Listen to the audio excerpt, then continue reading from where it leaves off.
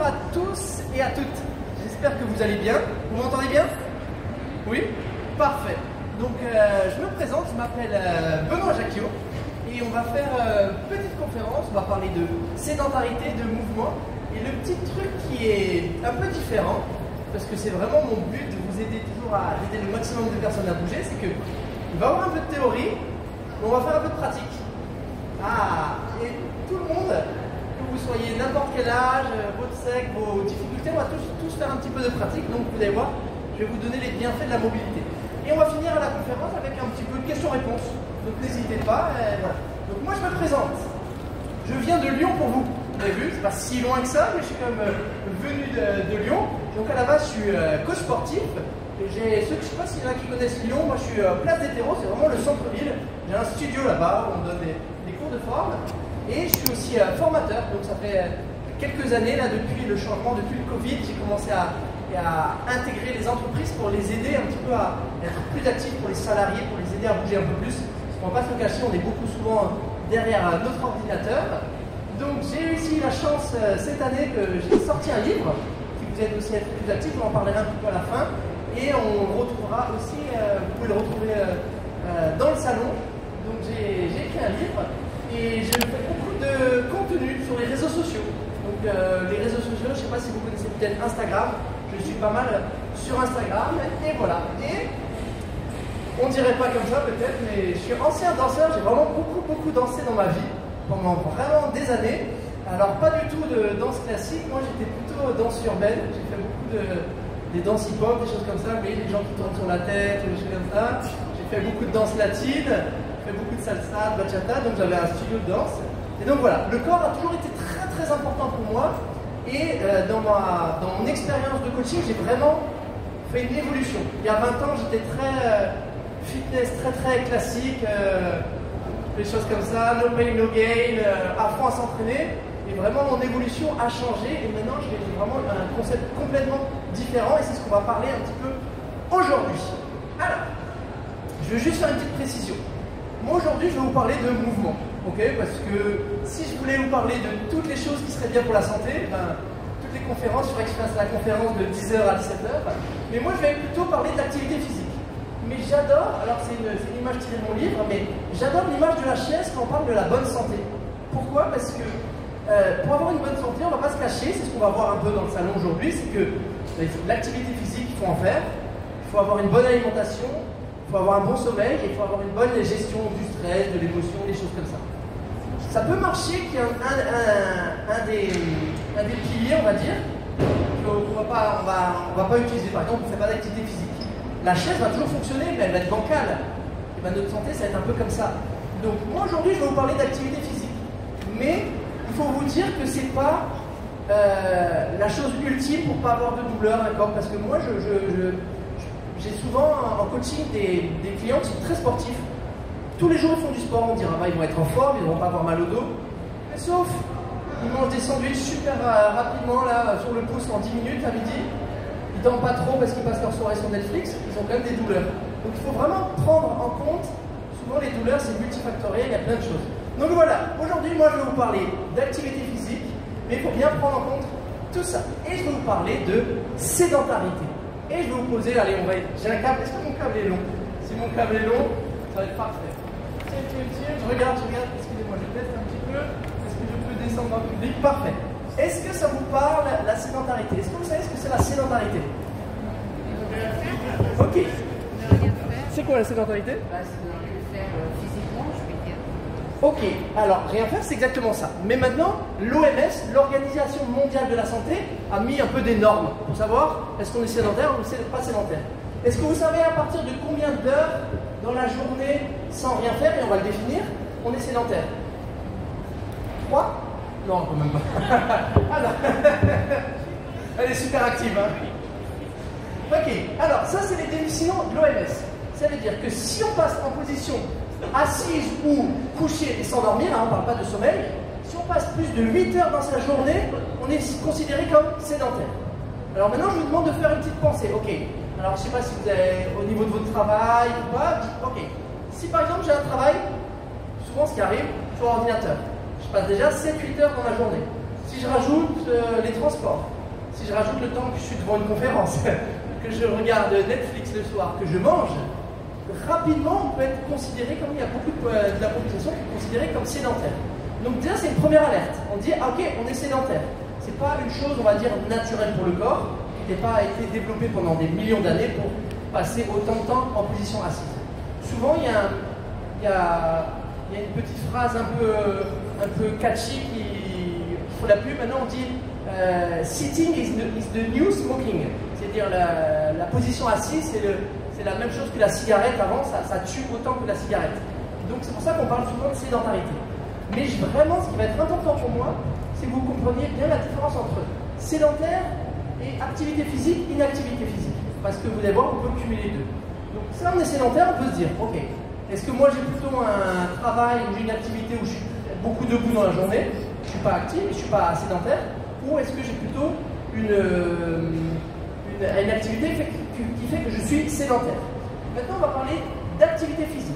Toujours selon l'OMS, on est actif physiquement si on fait, alors normalement il parlait en semaine, et qui va penser 150 minutes à 300 minutes, moi je vous l'ai traduit en minutes quotidiennes, si on fait 20-30 minutes quotidiennes d'activité physique. Alors, pour eux, une activité physique, c'est dès que le rythme cardiaque augmente. Donc là, d'être debout devant vous, mon rythme cardiaque n'augmente pas trop. Mais si par exemple ce matin, je suis venu à pied, j'ai fait 15 minutes, le rythme cardiaque. Donc juste de la marche, c'est déjà l'activité physique. Du vélo, du yoga, de la randonnée, de la musculation, de la natation, plein de choses. Faire son jardinage, c'est aussi de l'activité physique. Donc voilà. Maintenant, ils disent, est-ce que vous faites 20-30 minutes d'activité physique par jour? Okay. Donc pareil, à vous aussi d'y penser. Est-ce que vous allez en transport, est-ce que vous allez au travail en transport, en voiture ou pas? Est-ce que vous cumulez 20-30 minutes?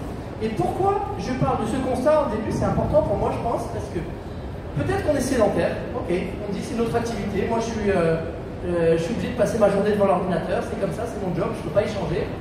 Mais si en plus je suis sédentaire et je suis inactif, on cumule beaucoup de possibilités de risque pour avoir plus de douleurs. Est-ce qu'on va en parler? Aujourd'hui, je vais vraiment vous parler des douleurs. Je ne vais pas vous parler des douleurs parce qu'on est tombé dans la rue ou parce qu'en courant trop vite, je me suis fait mal.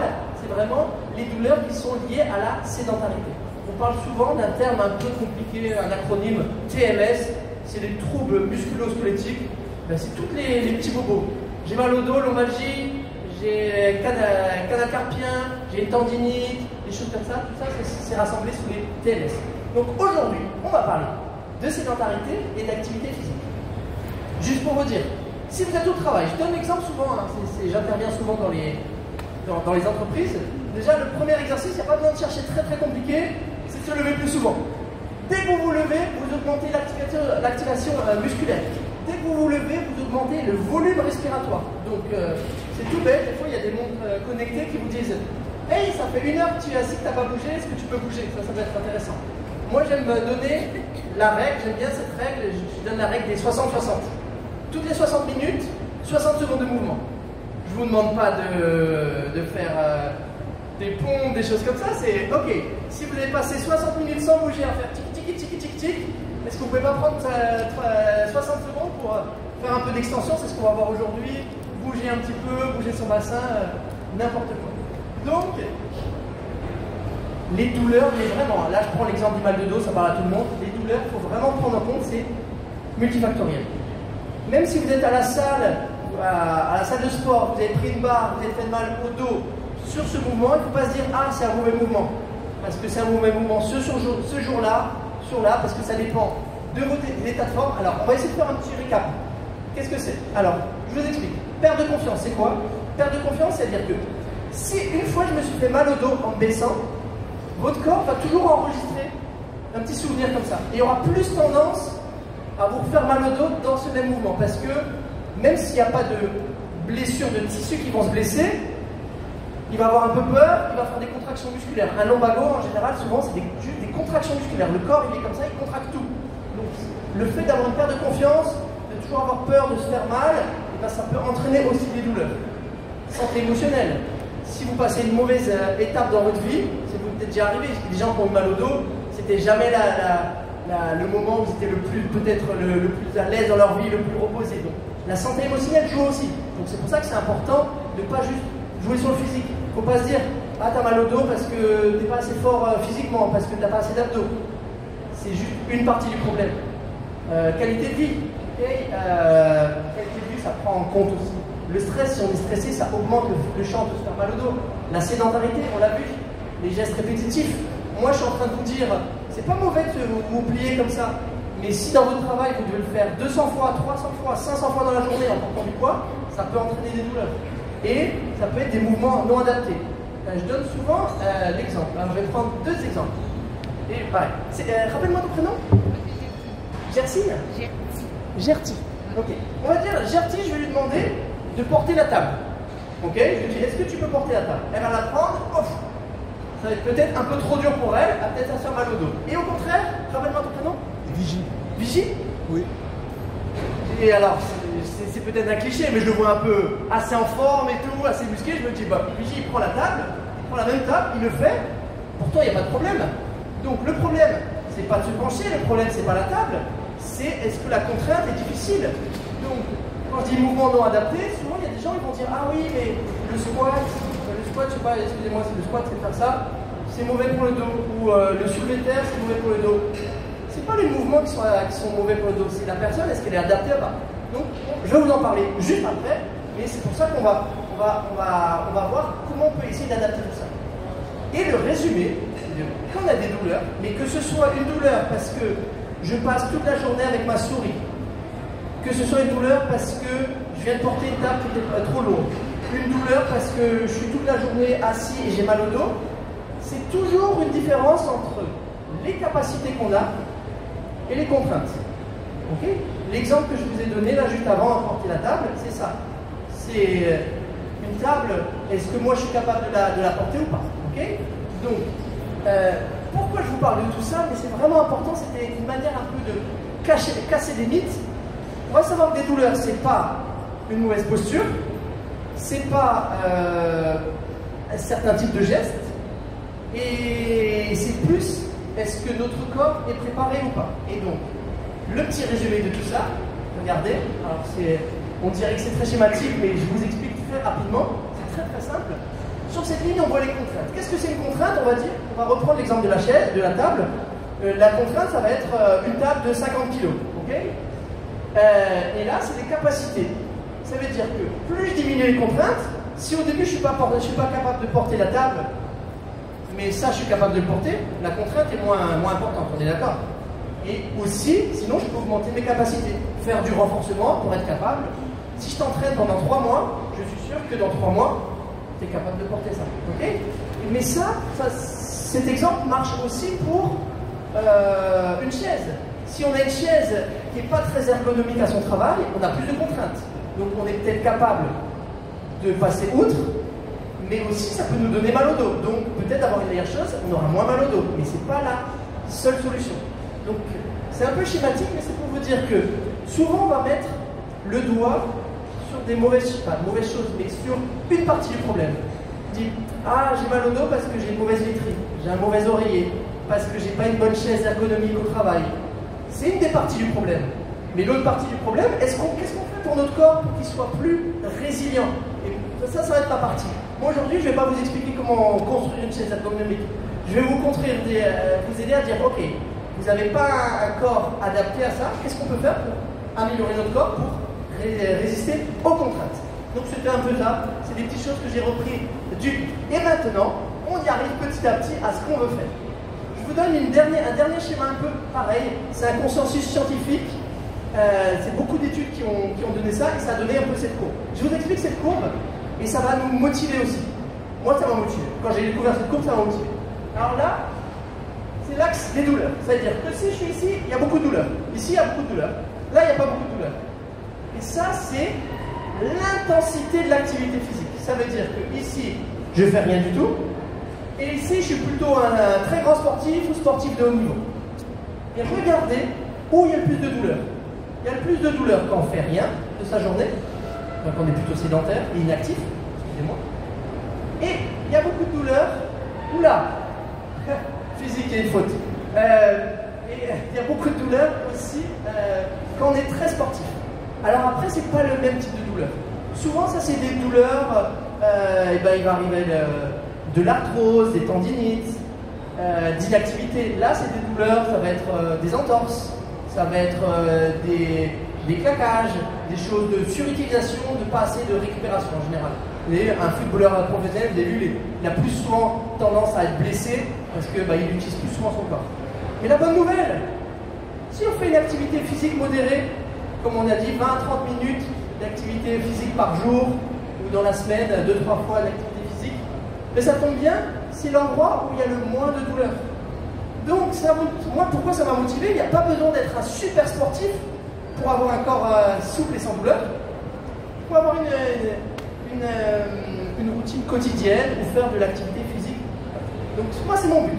Mon but, quand j'ai découvert ça, c'est de dire, ok, il y a des possibilités d'avoir pas beaucoup de douleur. Alors, je vous fais une petite histoire un petit peu. Pourquoi j'ai fait ça? Parce que j'ai beaucoup de personnes qui venaient à mon studio et qui avaient mal au dos. Je leur montrais quelques petits mouvements. Je disais, est-ce que tu peux faire ça pendant 5 minutes, des petites choses par jour? Et je vous promets, je ne connais pas des meilleurs exercices qu'un autre kiné ou je n'ai pas d'exercices magiques. Sauf que la personne, elle s'est mise à mettre 5-10 minutes par jour. Elle dit, ah, mais c'est vrai, tu sais, j'ai plus mal au dos. Parce que pourquoi? Parce qu'en fait, il n'y a pas besoin souvent de chercher des choses compliquées. Vraiment, c'est un gros résumé, mais on est trop sédentaire, on ne bouge pas assez, on n'utilise pas assez notre corps. Dès qu'on commence à remettre un peu plus de mouvement dans notre corps, à bouger un petit peu plus, il y a plein de douleurs qui partent. Je ne dis pas toutes les douleurs, ok? C'est pas magique, je ne suis pas en train de vous dire c'est bon, faites 5 minutes de mobilité, plus jamais de douleur. Mais ça aide vraiment, et facile. Et donc c'est pour ça que je me suis dit, qu'est-ce qu'on peut faire? Comment on peut aider les gens à bouger plus? Et donc c'est pour ça qu'on a développé pas mal de choses. Et je vais vous donner, alors, excusez-moi, regardez pas, je regardais juste, ouais, c'est parfait. Je vous donne mon dernier conseil quand vous voulez commencer une activité physique. Souvent, on est motivé, là c'était en janvier. Alors moi, pareil, en janvier, à mon studio, il y a eu plein de personnes qui sont inscrites parce que cette année, c'est sûr, je vais m'y mettre au sport. Non mais la 2021, j'y crois vraiment. Je vais me remettre, je vais faire 3 fois du sport, je vais aller courir 2 fois avec les collègues, je vais bien manger.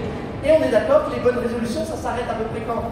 14-15 janvier, on va dire. Non, on est d'accord, plus ou moins. Pourquoi? Eh bien, c'est à cause de ça. Parce que quand on commence trop fort, eh bien, c'est sûr qu'on perd la motivation. On a toujours une image idéale de son futur soi. On se dit, non, mais j'aurai plus de temps, je serai moins fatigué, Et bien, en général, on abandonne. Et moi, vraiment, je l'ai testé avec des centaines de personnes, ça fonctionne. Il faut y aller doucement. Si vous allez progressivement, vous dites, ok, ma phrase préférée, c'est de dire, fais mieux que parfait. Ok, on va commencer peut-être avec, aujourd'hui, vous allez voir, on va faire des mouvements ensemble. Peut-être que si vous en gardez un mouvement et que vous le faites quotidiennement, déjà c'est top. Parce qu'au bout d'une semaine, tu vois, c'est pas mal, peut-être que je pourrais en rajouter un deuxième au cas où. Et après, petit à petit, c'est plus facile de construire sa routine comme ça que de vouloir faire la routine parfaite, de faire 1 heure de mobilité sur Instagram, tac, tac, tac, ça marche pas. Donc mon meilleur conseil, commencez toujours doucement. Diminuez vos objectifs. Faites mieux que parfait. Parce qu'en général, on se blesse quand on veut aller trop vite, trop fort, après avoir fait trop peu pendant trop longtemps. Si ça fait très longtemps que vous n'avez rien fait, vous êtes motivé, vous allez courir 3 fois dans la semaine, vous avez beaucoup de chances de vous blesser. Parce que votre corps n'a pas eu le temps de s'adapter. Il faut que les tissus s'adaptent, il faut que les tendons s'adaptent, les muscles s'adaptent, les articulations. Donc il faut y aller progressivement. Donc si vous avez un conseil à ressortir aujourd'hui, c'est celui-là, allez-y progressivement. Et moi aujourd'hui, on ne va pas parler de course à pied, on ne va pas parler de renforcement, je vais vous parler de mobilité. Est-ce qu'à main levée, qui sait ce que c'est la mobilité? Ça vous parle? Mobilité? Oui, à main levée, qui ça leur parle? Quand même, moitié, mais la moitié non, donc c'est parfait. Ok. Je parle d'abord de mobilité, je reviens en arrière après. La mobilité, c'est très simple, mais vraiment. Je vous donne un exemple très basique. Je vais poser mon micro un instant, parfait. Ça, c'est un étirement, ok? Qu'est-ce que c'est un étirement? Je suis en train d'étirer un muscle là, qui s'appelle le triceps. Ok, ça c'est un étirement, ok? C'est bien. La mobilité, c'est la même chose avec du mouvement. C'est-à-dire, regardez, si par exemple je fais ça, ça travaille de mobilité. Pourquoi? Parce qu'à un bout de moment, j'étire, mais en même temps, je bouge mon articulation. C'est un travail où on va parler d'articulation aussi. Okay? Les muscles vont se contracter, s'étirer. On n'est pas juste, je m'étire. S'étirer, c'est bien, mais c'est une partie du problème. Parce que une des meilleures choses de la mobilité, c'est d'entretenir les articulations.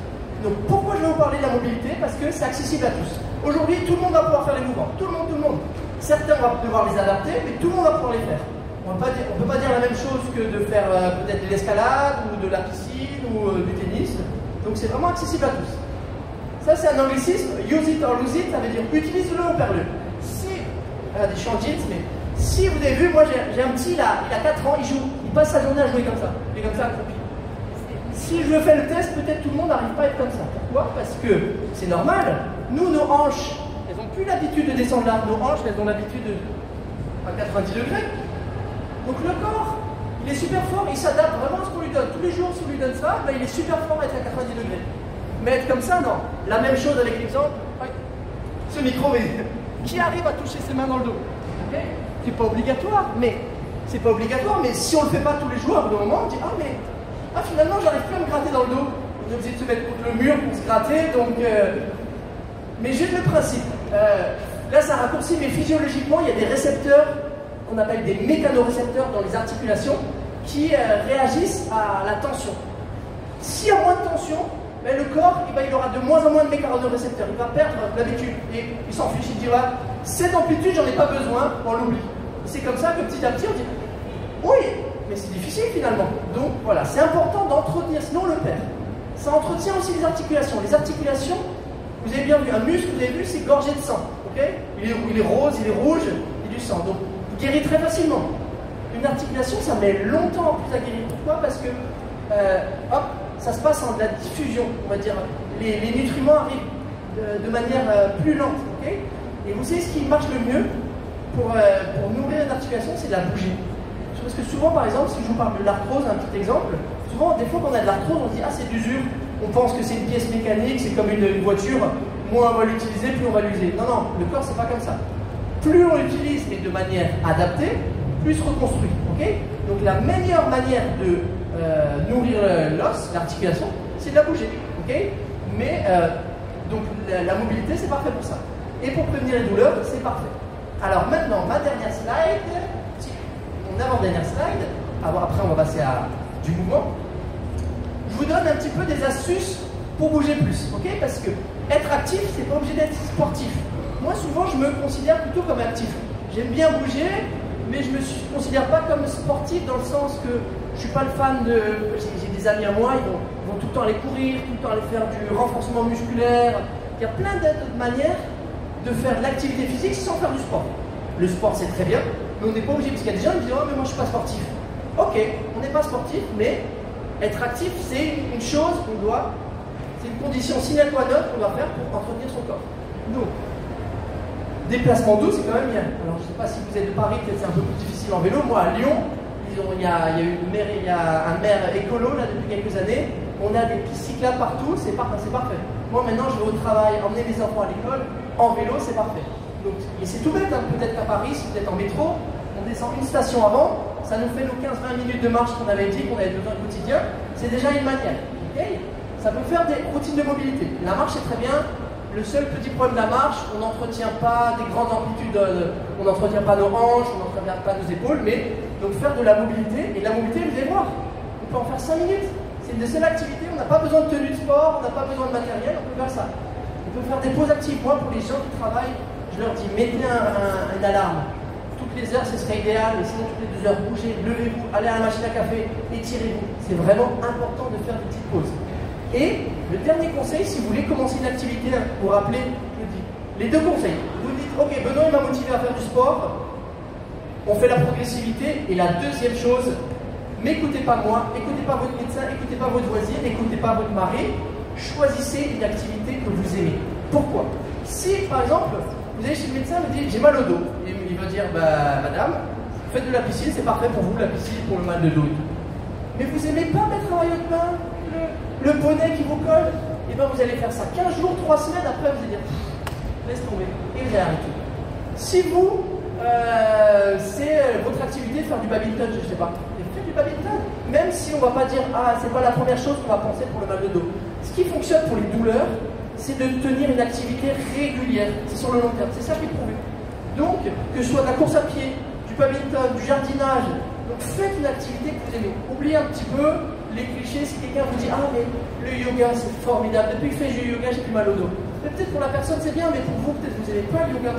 Et laissez tomber le yoga. Donc, oubliez les conseils, parce que souvent, on voit 5 sports pour le mal de dos. Je parle souvent du mal de dos, mais ça peut être pour n'importe quelle douleur.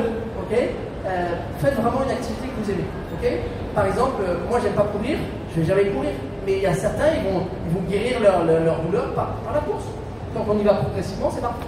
Ok? Et maintenant, je vous ai parlé de mobilité, et c'est ma dernière slide. Pourquoi on fait de la mobilité? Et ça, vraiment, ça fonctionne. Ok? C'est vraiment mon leitmotiv dans la vie. Souvent, on va se dire, ouais, mais est-ce que 2 minutes, ça sert à quelque chose? Donc ça, c'est pris une courbe. D'habitude, ça, c'est plutôt les financiers qui parlent de ça. L'effet cumulé. Ça vous parle, l'effet cumulé? Il vous parle de pourcentage, vous avez 5% à la fin de l'année, vous allez voir, dans 25 ans, vous êtes riche et tout. Et bien, on peut prendre la même chose pour le mouvement. Regardez, si on fait 5 minutes de mobilité par jour, c'est rien, vous dites, est-ce que ça va vraiment m'aider là dans mes douleurs, 5 minutes? Mais à la fin de la semaine, vous avez déjà fait une demi-heure. À la fin du mois, vous avez fait 2 heures de mobilité. Quand même, par rapport à quelque chose que vous n'avez jamais fait avant, c'est quand même un gros cumul. Alors, si je vous parle à la fin de l'année, donc c'est vraiment important de se dire, ok, on va pas faire la chose parfaite. On va pas peut-être commencer avec une demi-heure de yoga le matin. Et c'est pas grave. Si vous commencez déjà avec 5 minutes, c'est parfait. C'est ce qu'on va voir aujourd'hui. On va voir des petits mouvements aujourd'hui ensemble. Si vous en récupérez 1 ou 2, c'est parfait. Donc, faites mieux que parfait. Ok? Let's go. Alors, passons à la pratique. Qu'est-ce que je voulais dire? Je vais essayer de parler fort parce que ça va m'embêter de parler avec le micro. Ok? Donc, si vous ne m'entendez pas, vous levez les bras, vous dites Benoît, tu peux reprendre le micro, je vous explique, on va essayer de dire. Ok? Ça va? Vous êtes bien? On est bien, on est tranquille le matin. Petite verveine, tranquille? Non. Allez, je vais vous embêter.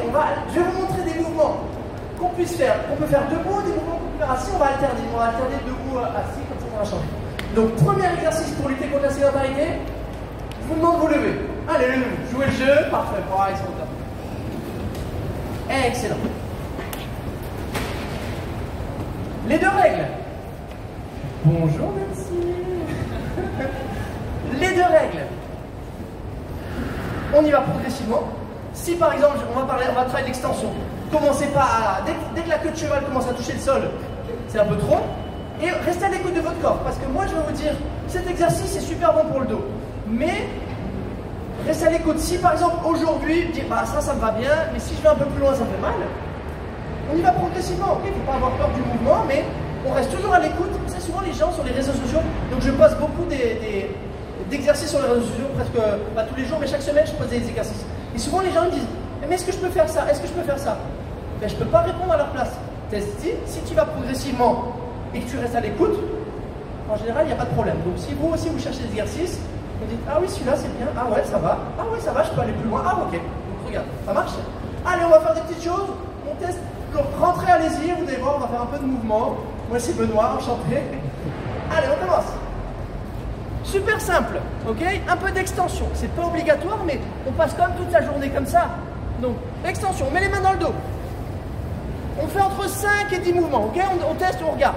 On regarde le plafond, on pousse et on regarde ce que ça donne. Et il n'y a pas de règle au niveau de la respiration, on n'est pas dans le yoga. Si toi, tu préfères inspirer quand tu tires, c'est ok.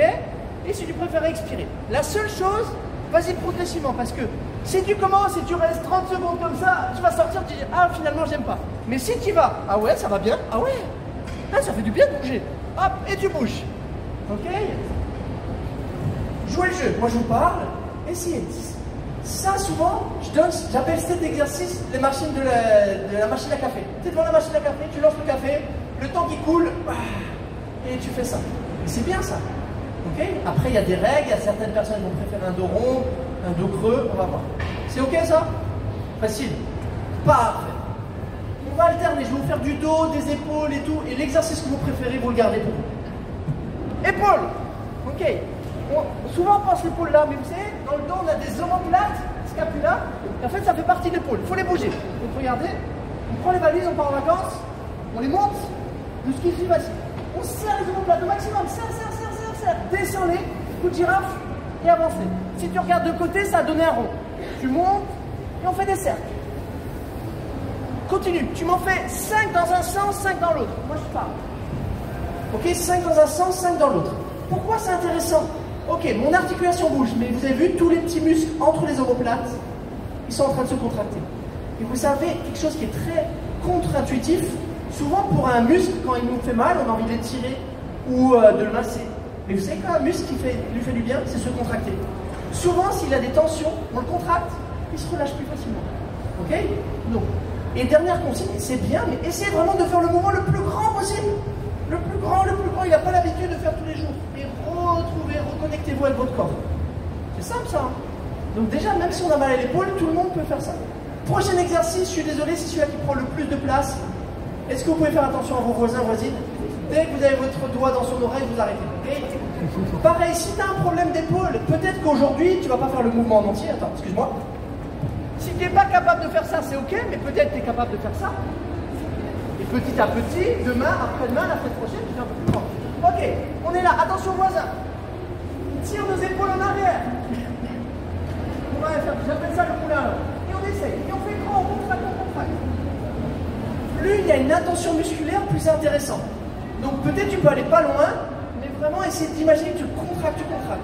C'est tout bête en faisant ça, on est en train de faire de la rotation interne d'un côté, de la rotation externe. Et dans tous les mouvements, tu as besoin d'avoir ça. C'est tout bête, mais ça peut te donner un objectif. Tu dis, ah mais j'arrive plus à y toucher, mais est-ce que je vais être capable? Et on s'en fiche de toucher. Hein. Ce qui va être plus important, c'est de faire la rotation. Donc c'est plus intéressant peut-être de s'arrêter ici, mais de faire un bon mouvement grand, que de vouloir toucher à tout prix. On s'en fiche de toucher finalement. Ça dépend à ce que mais ça nous a pris quoi? 20 secondes et on entretient. Vous savez pas, quand vous devez enfiler votre veste, c'est tout bête. Vous devez avoir de la rotation interne, puis la rotation. Donc c'est des petites choses comme ça pour entretenir.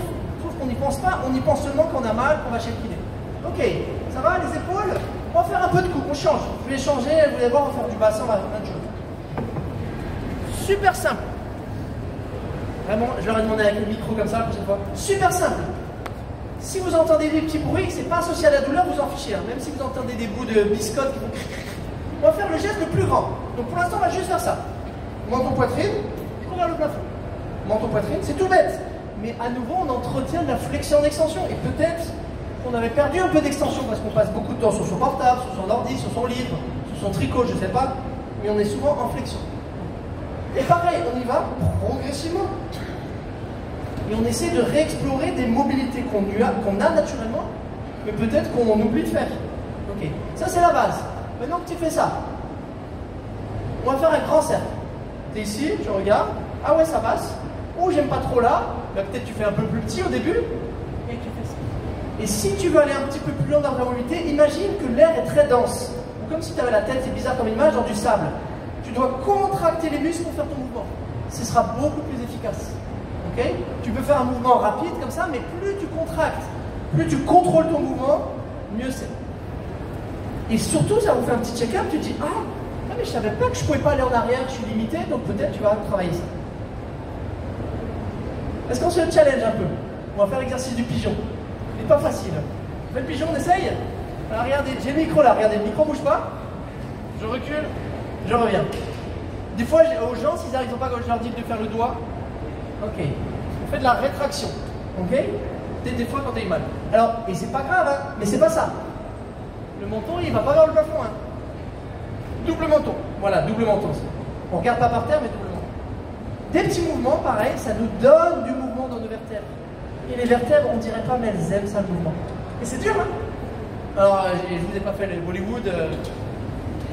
Souvent, c'est ça. Les kinés, souvent, ils te mettent devant un mur et disent, éloigne-toi. Le doigt, c'est très bien. Donc chacun va piocher dans les choses. Toi, tu sais que le matin, chaque fois que tu te réveilles, tu sens que tu as le cou un petit peu raide.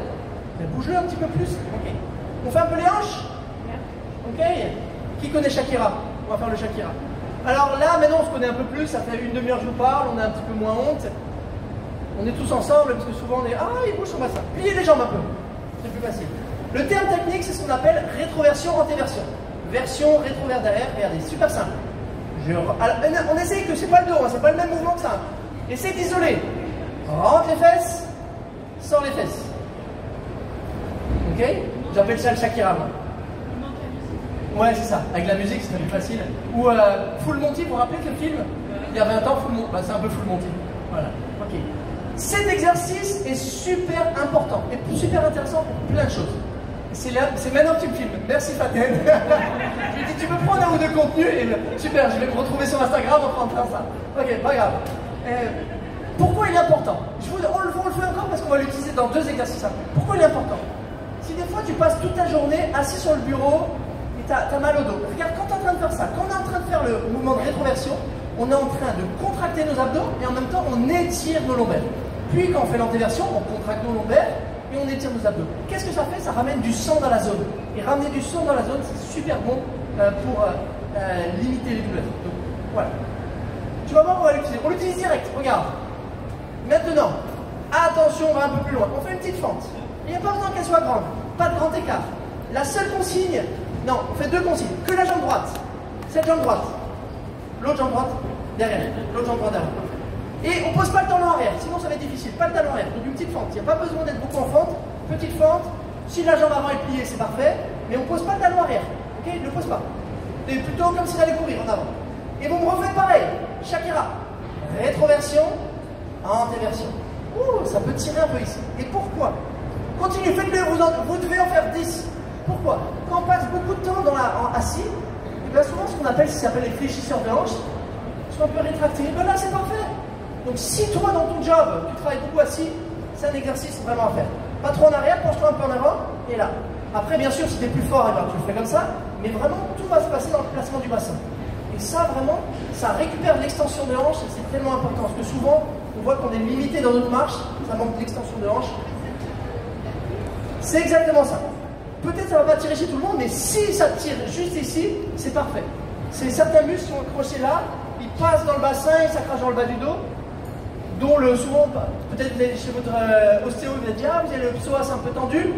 Ben voilà, là on bouge un peu le psoas. Est-ce qu'on a le droit de faire la même chose de l'autre côté? Bah oui. Oui. Hop, on ne pose pas le talon arrière, on fait une petite fente, et on fait du Shakira. Ouais, c'est le bassin qui bouge. Hop, je vais changer de place un peu. On est ici, on est là, et tout est dans le bassin. Et en même temps, on fait des mouvements, on fait bien. Ah ouais, alors, mais c'est parfait, parce que l'activité physique, c'est aussi l'équilibre. Alors bien sûr, c'est un exercice d'équilibre, mais si tu écartes un peu plus tes pieds, tu es un peu plus stable. Si vous êtes en mode catwalk, comme dans les top modèles, oui, c'est un peu plus dur. C'est bien de travailler aussi un peu son équilibre, ok? C'est important. Et là, c'était le même, juste en interversion. Ok? Parfait. Ça va ça? Facile. Maintenant qu'on est dedans, on utilise un ce bassin. Est-ce que vous pouvez vous asseoir sur le bord de votre chaise? On n'est pas adossé. Parfait. Donc déjà, vous avez vu, est-ce qu'on est capable de faire le même mouvement? Antéversion, rétroversion. Vas-y, tu fais ça. Et le placement du bassin, c'est vraiment une basique. Et des fois, hein, alors bien sûr, on va vous prendre déjà. Alors moi, j'ai vraiment fait un travail sur moi-même. Si je suis dans les transports, j'ai envie de bouger mon dos et je fais ça, les gens me prennent pour un bizarre, mais bon, à Paris, vous avez l'habitude. Hein, dans les métros, il doit y avoir que des gens bizarres, mais à Lyon, on est un peu plus normaux. Rigole. Ok, ça c'est une base. Pourquoi c'est une base? Alors peut-être que tout le monde ne va pas arriver à le faire comme moi je le fais, mais on peut adapter. Plus la jambe est pliée, plus c'est difficile, plus la jambe est tendue, plus c'est facile. On va faire la position 4. Est-ce que vous êtes capable de vous mettre en position 4? 4. Ça fait un petit 4. Voilà. C'est important de travailler vos hanches. Si vous commencez à prendre de l'âge, je vous invite vraiment à entretenir l'âge parce que sinon ça nous limite dans la marche. On est moins actif sur marche. Oui, alors pourquoi, je t'ai dit sur le bord, je voulais juste pas que tu sois adossé. Oui, tu peux être en arrière, il n'y a pas de souci. Je voulais juste pas qu'on soit. C'est bien, soyez actifs. Ok, donc. Ok, c'est bien, mais regardez, c'est magique. Si on commence à refaire le même mouvement du Shakira, alors tu as le droit de prendre tes mains ici si tu veux. Antéversion sur la poitrine, ça commence à se réveiller par ici. Et pareil, tu bouges. Donc voilà, si l'image aussi, je donne différentes images, comme c'est mon nombril, il voulait toucher mon tibia. Ah, c'est bien ça. Vous savez, quand je dis qu'on fait de la mobilité, ça on le fait, il y a des gens qui me diront, ah mais je vais faire en yoga. Mais oui, mais en yoga, ils sont là, en stretching, sur le sol, à son bureau, on ne peut pas trop faire ça, tu vois. Et là, vous êtes sur votre chaise, en télétravail. travail. Oui, oui, oui, je suis d'accord, tu vois. Et c'est tout bête, tu vois. Et imagine si, hop, la matinée, tu as fait 2 fois les mouvements pour tes hanches. L'après-midi, tu as fait 2-3 mouvements pour ton dos. Est-ce que tu ne penses pas que le soir, tu seras un peu mieux quand même dans ton corps que si tu n'avais rien fait? Vous avez senti les étirements là? Ouais. Pas. Même chose de l'autre côté. Allez, let's go. Sinon, vous allez boiter. Alors, moi, je suis vraiment cette théorie sur la respiration. Parce qu'il y a beaucoup de... Moi, je donne des cours de pilates aussi, on est très expiration dans l'effort, dans le yoga, il y a une certaine respiration. Le seul problème de ça, qui est très bien, hein, c'est que souvent, ça nous bloque. On est tellement stressé. Ah, mais est-ce que je le fais bien ou pas? Mais rappelle-toi, fais mieux que parfait. Parce que, idéalement, on pourrait dire, ah, quand tu étires, c'est mieux d'expirer. Mais peut-être pour cet exercice aussi, expansion thoracique, c'est bien d'inspirer. Il n'y a pas vraiment de faux et de pas faux. Donc fais-le comme tu le sens. La seule chose, restez pas en apnée. Des fois, vous êtes tellement concentré. Respirez, faites-vous du bien. Une règle qui pourrait être bien, un mouvement de respiration. Mais que tu inspires ou que tu expires, c'est ok. Mais tu vois, et c'est ça que des fois, ça fait du bien si tu es en train de travailler pendant 2 heures. Juste de prendre une pause pour toi physiquement, ben, tu prends le temps aussi de sortir de ta tâche, tu prends le temps de respirer. Quand tu reviens, tu es plus à l'aise. Ok? C'était bien ça? Parfait. Allez, je vois que vous suivez bien à Paris, vous êtes à hauteur. Bon, je vous challenge un peu. Parce qu'il y a des mouvements un peu moins challengeants. Là, je vous challenge un petit peu. On va faire de l'extension et de la flexion, mais en position assise. Donc, je vous montre ça de profil. Bonjour et bienvenue. Donc, et alors, on est ici. Ok, ça marche? Non, on va faire le complet. Excuse-moi. La totale. Full paquet. On est là. On regarde le plafond. Et là, comme on sent à l'aise, si tu peux, essaie de toucher le sol. Alors, si tu peux le faire à l'envers, mais si tu peux faire inspire, c'est parfait. Et expire, parce que c'est plus facile de rentrer la cage thoracique quand tu souffles. Tu dis c'est tout bête, mais toi tu t'en poses, tu bouges tes lombaires, ça fait du bien, non? Ça fait du bien de bouger, non? Ah ouais. Ah, moi, après je vous montre mes 2 exercices que je fais tout le temps à l'ordi. Vous allez voir, les 2 exercices que je fais tout le temps à l'ordi. Vous en faites encore 2. Parfait.